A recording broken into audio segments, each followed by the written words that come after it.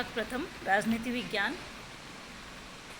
द्वितीय प्रश्न पत्र प्रमुख भारतीय राजनीतिक विचारक।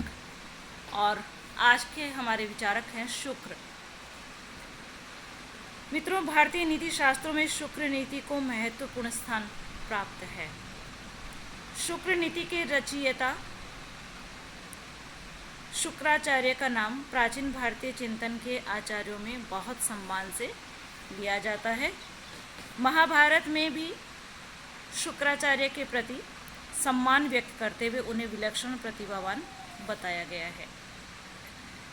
हम शुक्राचार्य के काल का निर्धारण यदि करना चाहें तो यह अत्यंत कठिन कार्य है, और ये कहना भी कठिन है कि महाभारत, कौटिल्य के अर्थशास्त्र आदि ग्रंथों में जिन शुक्र का उल्लेख किया गया है वे वही शुक्राचार्य है जिनका ग्रंथ शुक्र नीति सार आज उपलब्ध है। अपनी विषय वस्तु व विवेचन की शैली के आधार पर शुक्र नीति सार कौटिल्य के अर्थशास्त्र के बाद की रचना प्रतीत होती है। ऐसा लगता है कि शुक्र नाम जो है वो वस्तुतः चिंतन की एक विशेष परंपरा को व्यक्त करता है, किसी एक व्यक्ति को नहीं। इसलिए शुक्र नीति सार के विषय में ये माना जा सकता है कि यह शुक्र की परंपरा के अनुयायी किसी विद्वान द्वारा लिखी गई रचना है। भारतीय नीति शास्त्र परंपरा में शुक्र नीति का स्थापित महत्व है और भारतीय राजनीतिक चिंतन के स्रोत के रूप में इसे एक प्रामाणिक ग्रंथ माना जा सकता है। शुक्र नीति जो ग्रंथ है वो कौटिल्य के अर्थशास्त्र की भांति मूलतः एक राजनीतिक प्रकृति का ग्रंथ है। शुक्राचार्य के अनुसार इस शुक्र नीति में शुक्राचार्य के अनुसार धर्म, अर्थ तथा काम का प्रधान कारण और मोक्ष को सुनिश्चित करने वाला तत्व नीति शास्त्र को ही माना जा सकता है। इस प्रकार शुक्र नीति में ज्ञान की अन्य शाखाओं को राजनीतिक ज्ञान के अधीन माना गया है।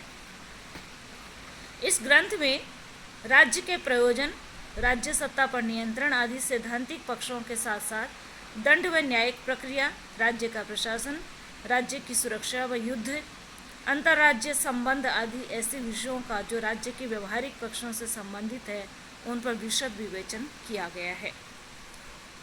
शुक्र नीति में प्रजा की उन्नति तथा सुरक्षा को राज्य के अस्तित्व का आधार माना गया है। शुक्र ने यह आग्रह स्पष्टतः व्यक्त किया है कि संसार में राज्य के संरक्षण व नेतृत्व के अभाव में प्रजा के नष्ट हो जाने की आशंका हो जाती है। इसलिए क्या है कि राज्य का संरक्षण व नेतृत्व बहुत जरूरी है प्रजा के लिए। शुक्र ने राज्य को प्रजा की भौतिक सुरक्षा के लिए नहीं अपितु प्रजा के नैतिक उत्थान के लिए भी उत्तरदायी माना है। शुक्र नीति सार में व्यक्त किया गया है कि राज्य का प्राथमिक उद्देश्य प्रजा का हित रक्षण है, क्योंकि बिना प्रजा के राज्य सुशोभित नहीं होता है। इसलिए प्रजा तो होनी बहुत ही आवश्यक है। इस शुक्र नीति में शुक्र ने एक सप्तांग सिद्धांत का वर्णन किया है। राज्य के सप्तांग सिद्धांत को वर्णन करते हुए ग्रंथ में राज्य के 7 अंगों का निर्देश किया गया है। ये 7 अंग है। पहला राजा, दूसरा मंत्री, तीसरा मित्र, चौथा कोष, 5वां राष्ट्र, छठा दुर्ग और 7वां सेना। ग्रंथ में राज्य के सावयव स्वरूप को व्यक्त करते हुए एक स्थल पर राज्य की तुलना मानव शरीर से की गई है तथा इन 7 अंगों में से राजा को सिर माना है, मंत्री को नेत्र, मित्र को कर्ण, कोष को मुख, बल को मन, दुर्ग को दोनों हाथ तथा राष्ट्र को दोनों पैर माना गया है। इसी प्रकार राज्य का कार्यक्षेत्र भी इसमें विस्तार से वर्णन किया गया है। राज्य के कार्यक्षेत्र में शुक्र लिखते हैं कि ये राज्य लोक कल्याणकारी राज्य है। शुक्र द्वारा प्रतिपादित राज्य लोक कल्याणकारी राज्य है। राज्य का कार्यक्षेत्र व्यापक है। राज्य के कार्यों में प्रजा की भौतिक सुरक्षा से लेकर उसके जीवन के सामाजिक, आर्थिक व नैतिक पक्षों के व्यवस्थित संचालन और प्रजा की सर्वांगीण उन्नति के लिए सक्रिय प्रयासों को सम्मिलित किया गया है। कुछ बिंदुओं से स्पष्ट किया गया है कि राज्य का कार्यक्षेत्र क्या है। तो पहला कार्यक्षेत्र है प्रजा की सुरक्षा, दूसरा है लोक कल्याण, तीसरा है अर्थव्यवस्था का निर्वाह व नियमन, चौथा है राज्य के शैक्षणिक दायित्व, 5वां है राज्य के सामाजिक दायित्व है। 6ठा बिंदु है न्याय की व्यवस्था। 7वां बिंदु प्रशासनिक प्रणाली का निर्वाह है और 8वां बिंदु है परराष्ट्र संबंधों का निर्वाह है। ये राज्य का कार्यक्षेत्र है। थोड़ा हम विस्तार से चर्चा करते हैं। राज्य के कार्यक्षेत्र में पहला कार्य माना गया है प्रजा की सुरक्षा। शुक्र के अनुसार प्रजा की सुरक्षा करना राज्य का मुख्य दायित्व है और शुक्र ने राजा को चेतावनी दी है कि प्रजा की रक्षा के प्रति अपने दायित्वों की पूर्ति न करने पर उसका स्वयं का भी नष्ट हो जाना निश्चित है। शुक्र ने राजा से अपेक्षा की है कि वह स्वयं धर्म के अधीन रहकर दंड की शक्ति के समुचित प्रयोग द्वारा दुष्टों का निग्रह करे, नियंत्रण करे और सज्जनों को संरक्षण प्रदान करे। विभिन्न प्रकार के अपराधियों को राज्य न पनपने देना शासक का प्रमुख दायित्व है। दूसरा कार्य आता है लोक कल्याण। शुक्र ने राज्य की हस्तक्षेपवादी धारणा का प्रतिपादन नहीं किया है। शुक्र ने शासक से अपेक्षा की है कि वह मंदिर तथा उद्यान बनाने के लिए प्रजा को बिना टैक्स लिए हुए भूमि का आवंटन करे, बिना कर वाली भूमि का आवंटन करे। उन्होंने राज्य को यह भी निर्देश दिया है कि वह प्रजाजन को उनके परिवार को आकार के अनुरूप आवास बनाने के लिए भूखंड आवंटित करे। छोटा परिवार है छोटा भूखंड, बड़ा परिवार है बड़ा भूखंड दिया जाए। शुक्र ने शासन से राजधानी में कुओं, बावड़ी, सरोवर, उद्यान, गलियों, मंदिर, मठ और धर्मशाला आदि का निर्माण में व्यवस्था करने की अपेक्षा की है। पर्यावरण की सुरक्षा को शासकीय दायित्वों में महत्वपूर्ण स्थान दिया है। शासक से अपेक्षा की गई है कि वह ग्रामों और वनों में वृक्षों का आरोपण करवाने तथा उनके पोषण के लिए खाद व जल की नियमित व्यवस्था करे। शासन से प्रजा के उपयोग हेतु तथा नगरों व ग्रामों के सौंदर्यीकरण के लिए जलाशयों के निर्माण और व्यवस्था की अपेक्षा की गई है। साथ ही क्या कहा गया है कि नदियों पर सुंदर, मनोहर और सुविधाजनक पुल बनवाने का निर्देश भी दिया गया है। शासन को यह भी परामर्श दिया गया है कि वह नदियों में नौकाओं और जलयानों आदि की व्यवस्था करे।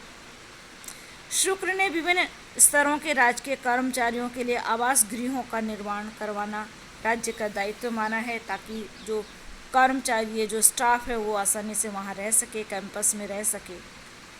यात्रियों को निवास के लिए सुविधा युक्त धर्मशालाओं का निर्माण करवाना तथा विक्रय होने वाली वस्तुओं की श्रेणियों के अनुसार विभिन्न प्रकार के बाजारों का निर्माण करवाना भी शुक्र ने राज्य का दायित्व बताया है।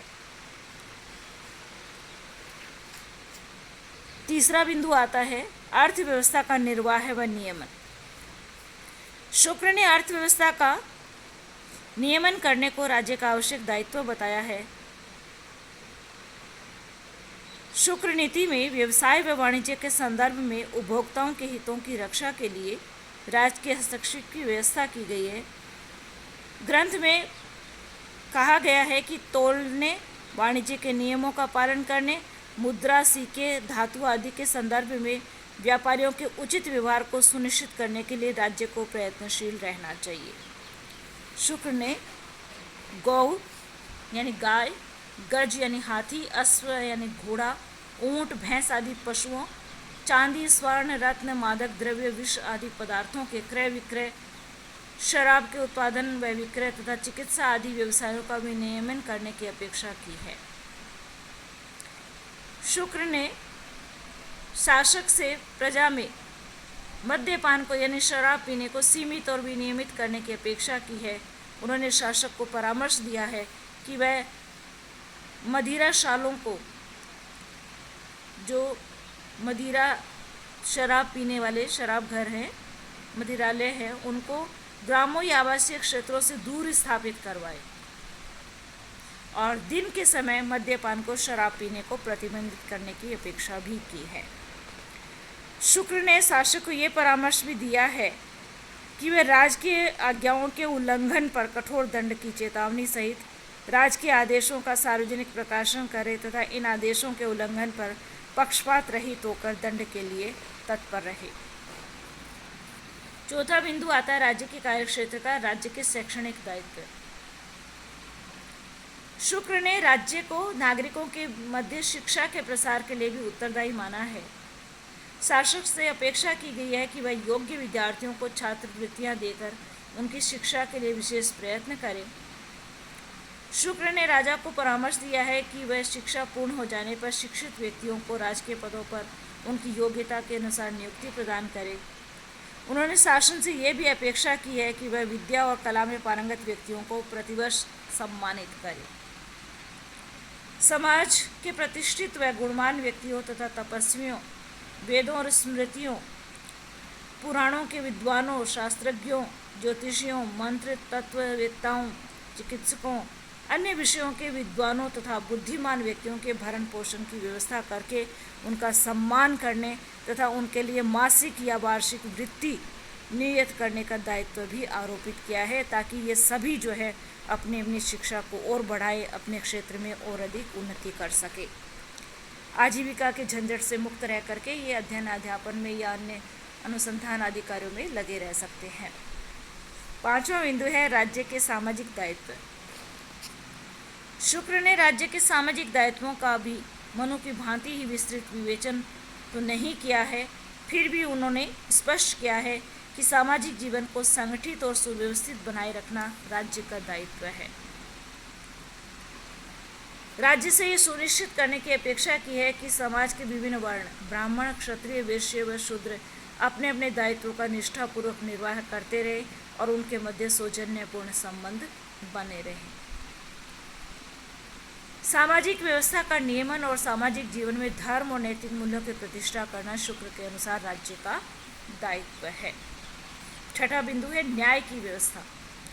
शुक्र के अनुसार न्याय राज्य का दायित्व है, राज्य की व्यवस्था है। तो राज्य अपनी दंड शक्ति के प्रयोग के माध्यम से प्रजा की समाज कंटकों से रक्षा करता है तथा प्रजा के अधिकारों की सुरक्षा करता है।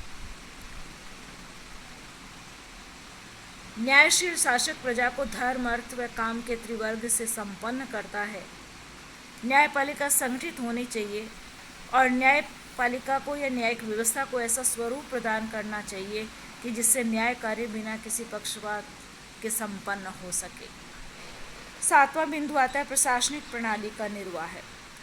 राज्य के दायित्वों को पूरा करने के लिए शुक्र ने एक सुदृढ़ प्रशासनिक व्यवस्था की आवश्यकता पर बल दिया है। शुक्र ने राज्य से प्रशासन को व्यावहारिक और विवेक सम्मत आधारों पर संगठित करने की अपेक्षा की है और स्पष्ट किया है कि शासन को निरंतर सजग रहकर ये देखते रहना चाहिए कि विभिन्न प्रशासनिक अधिकारी व कर्मचारी अपने दायित्वों को भली भांति पूरा करते रहें तथा किसी भी प्रकार से प्रजा को पीड़ा न पहुँचे या वो प्रजा को पीड़ित न कर सके।